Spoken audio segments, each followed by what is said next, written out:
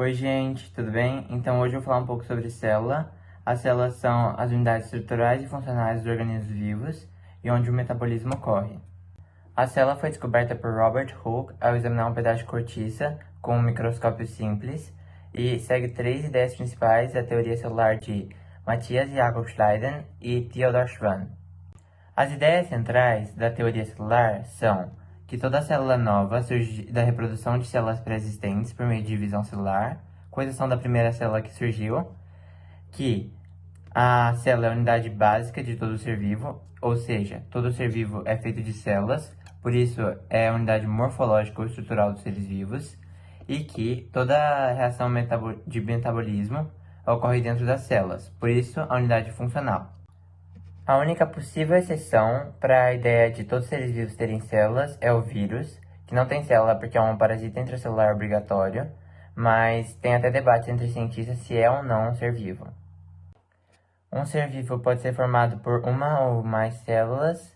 Se ele for formado por uma célula, ele é unicelular. Se ele for formado por mais células, ele é pluri ou multicelular. As células são divididas em dois grupos, as células procariontes e as células eucariontes. Os procariontes não apresentam carioteca, que é a membrana do núcleo, então o material genético fica espalhado numa região denominada nucleoide. Já as células eucariontes apresentam um núcleo ou carioteca, então o material genético fica contido dentro desse núcleo. Os procariontes são as bactérias e as cianobactérias. As bactérias também podem apresentar fragmentos de DNA solto, que elas podem trocar com outras bactérias, chamado plasmídio, para aumentar a variabilidade genética. Já os eucariontes compõem todos os outros grupos, como os animais, as plantas, os fungos e as algas.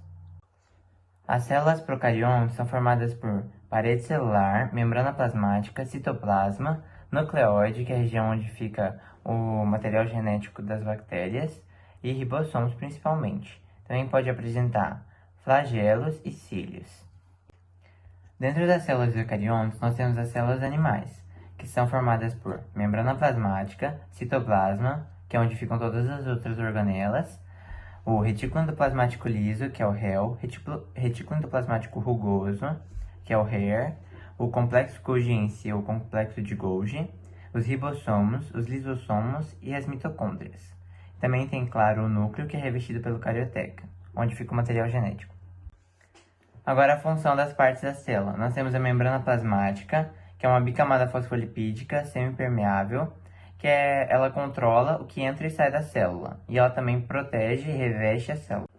Nós temos o citoplasma, que é onde ficam todas as organelas, os ribossomos, que são responsáveis pela produção e pela síntese de proteínas. O complexo de Golgi vai armazenar substâncias feitas na célula e excretar elas. Ele também vai ser o responsável por excretar os lisossomos. O complexo de Golgi também possui a função de formar a lamela média, que auxilia na divisão celular quando ocorre a mitose, e o acrossomo, que é uma organela cheia de enzimas que fica na ponta do espermatozoide, que ajuda ele a penetrar no óvulo. Os lisossomos fazem a digestão celular, então eles podem, por exemplo, destruir alguma coisa que eles não querem mais na célula ou a própria célula. E por fim, uma detalhação final das funções do lisossomo.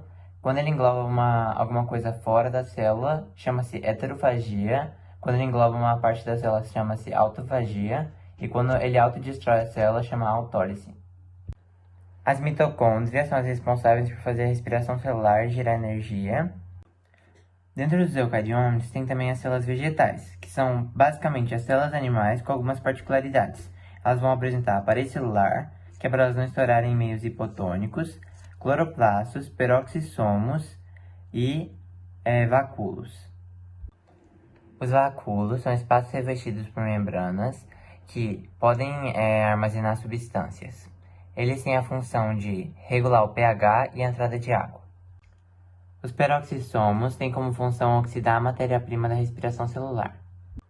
Há também os cloroplastos, responsáveis pela fotossíntese. Eles têm um pigmento verde, que é a clorofila, que vai absorver a luz.